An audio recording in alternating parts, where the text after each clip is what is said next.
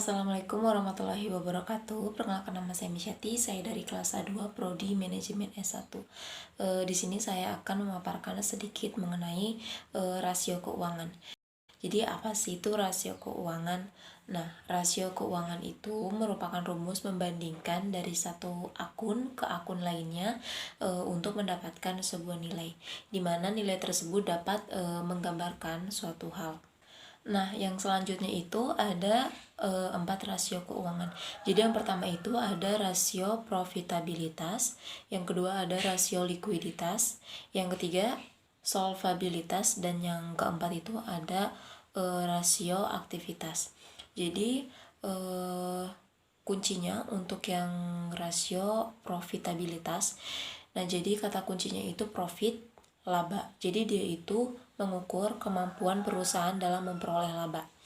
Bagus nggak nih perusahaan memperoleh laba? Kita ukur dari rasio portabilitasnya. Nah, yang kedua itu ada rasio likuiditas. Nah, apa sih itu rasio likuiditas? Jadi kata kuncinya itu liquid, cair. Nah, jadi rasio likuiditas ini adalah rasio yang mengukur kemampuan perusahaan dari sisi kelikuidannya atau dari sisi kecairannya. Seberapa liquid perusahaan ini? Misalnya, perusahaan ini tiba-tiba bangkrut, bisa nggak nih dia membayar hutang jangka pendeknya? Nah, yang ketiga sendiri itu adalah rasio solvabilitas. Jadi sebenarnya rasio solvabilitas ini hampir sama dengan rasio likuiditas. Bedanya kalau rasio likuiditas itu melunasi hutang jangka pendeknya. Kalau rasio solvabilitas ini dia juga melunasi hutang, tapi hutang jangka pendek dan jangka panjangnya. Jadi total keseluruhan hutangnya. Nah, yang keempat itu adalah rasio aktivitas. Jadi kalau rasio aktivitas ini adalah rasio yang mengukur efisiensi perusahaan dalam menggunakan aktivanya. Nah, yang selanjutnya itu rasio portabilitas. Ini tadi kata kuncinya adalah profit, terus sama menghasilkan laba. Jadi ada 3 rasio yang penting dalam portabilitas ini. Yang pertama yang harus diingat itu ada ROE atau Return of Equity. Terus yang kedua ada ROA, Return of Asset. Yang ketiga adalah ROS, Return of Sales. Jadi ROE ini kalau dalam bahasa Indonesianya adalah pengembalian terhadap modal. Jadi rumusnya apa sih? Nah, bisa dilihat rumusnya itu ada laba per modal terus dikali 100%. Jadi rasio ini mengukur pengembalian laba kita selama setahun berdasarkan modal yang kita tanam. Pada rasio ROE, sebenarnya patungan kita itu hanya bunga deposito.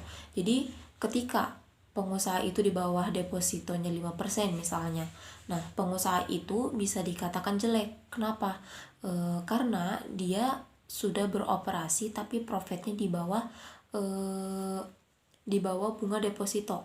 Nah, maka wajarnya sebuah perusahaan itu harus di atas bunga deposito. Nah, misalnya jika diketahui perusahaan A memiliki ROE 30%. Nah, berarti pengembaliannya itu selama setahun 30%. Labanya itu 30% dari modalnya. Kalau modalnya 100 juta, maka labanya 30 juta. Nah, yang kedua itu adalah ROA, Return of Asset atau pengembalian aset. Ini rumusnya juga adalah laba per total aktiva dikali 100%.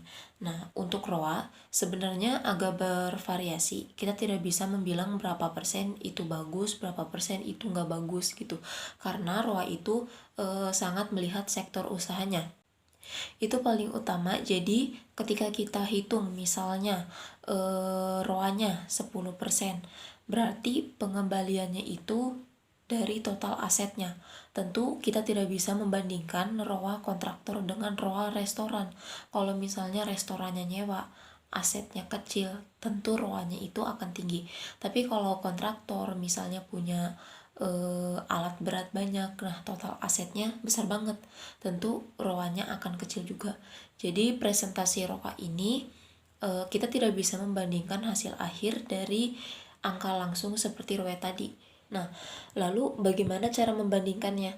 Nah, dengan membandingkan setiap tahun, jadi kalau ada laporan keuangan selama 3 tahun, kita lihat ROA-nya, dia meningkat atau menurun. Nah, disitulah kita membandingkannya. Nah, yang ketiga itu ada ROS. Jadi, untuk rumusnya sendiri, kalau ROS itu laba per penjualan dikali 100%. Jadi, logikanya adalah dalam penjualan setahun berapa persen labanya.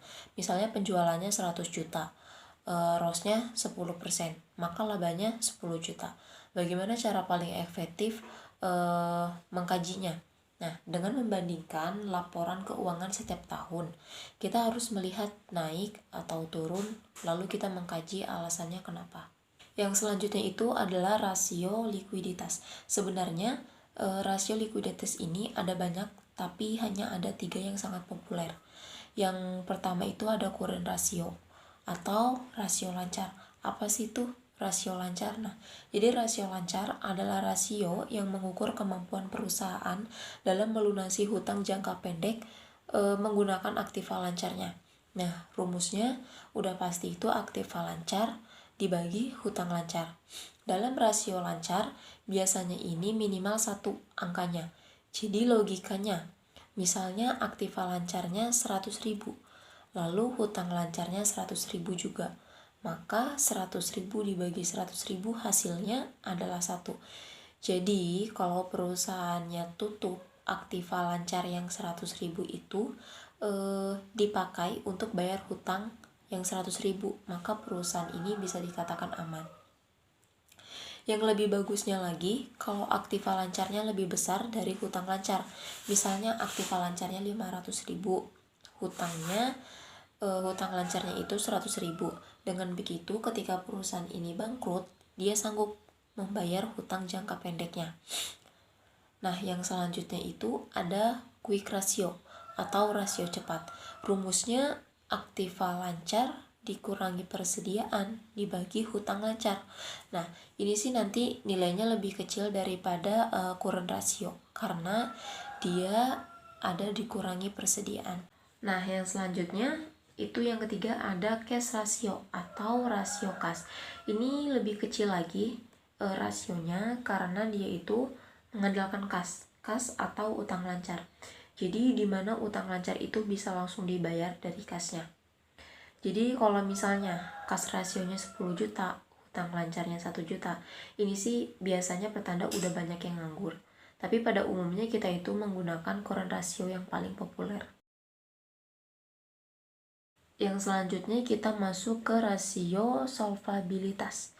Jadi dari sekian banyaknya rasio solvabilitas, saya cuma menjelaskan 2. Jadi yang pertama itu ada DER dan yang kedua ada DAR. DER itu apa? DER itu perbandingan antara hutang dengan modal.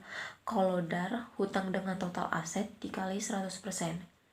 Di DER, rasio itu kita gunakan untuk mengukur berapa sih perbandingan antara hutang dan modal. Nah, disarankan jangan lewat dari 1. Kenapa? Kalau misalnya lewat dari 1, maka mayoritas aktiva atau harta dibiayai oleh hutang. Dan itu bukanlah hal yang sangat bagus. Nah, yang kedua adalah DAR. Jadi hutang atau total aktivanya dikali 100%.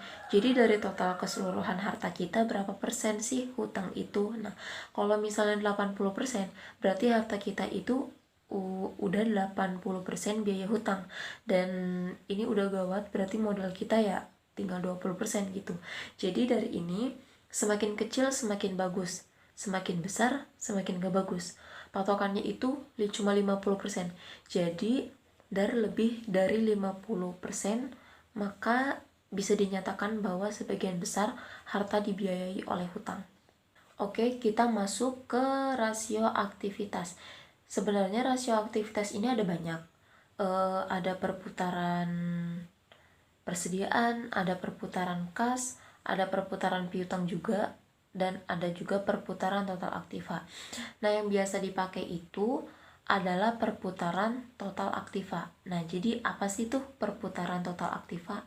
Nah, jadi perputaran total aktiva itu adalah rasio yang mengukur bagaimana perusahaan menghasilkan penjualan dengan menggunakan keseluruhan aktivanya. Rumusnya itu penjualan dibagi total aktiva. Nah, jadi rasio total aktiva ini tidak bisa kita nilai dari angka karena dia itu sangat tergantung pada sektor usahanya, dan cara menilainya itu bagaimana? Dengan membandingkan setiap tahun. Nah, pada yang kita lakukan di ROA atau ROE atau ROS, kita tidak bisa membandingkan dengan angka karena setiap usaha itu beda-beda. Nah, usaha kontraktor misalnya total asetnya kan besar, penjualannya tentu ada. Nah, tapi kalau dibandingkan dengan usaha restoran, apalagi kalau dia sewa tempat usaha, tentu nilai asetnya kecil karena dia tidak punya tanah dan bangunannya. Itu perbandingan penjualannya. Tentu itu tidak fair. Jadi dia sangat berhubungan dengan sektor usahanya, dan untuk menganalisanya sudah pasti harus per tahun agar lebih pas atau konservatif.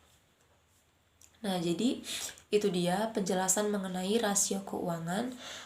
Semoga pembahasan tadi itu dapat menambah sedikit pengetahuan buat teman-teman.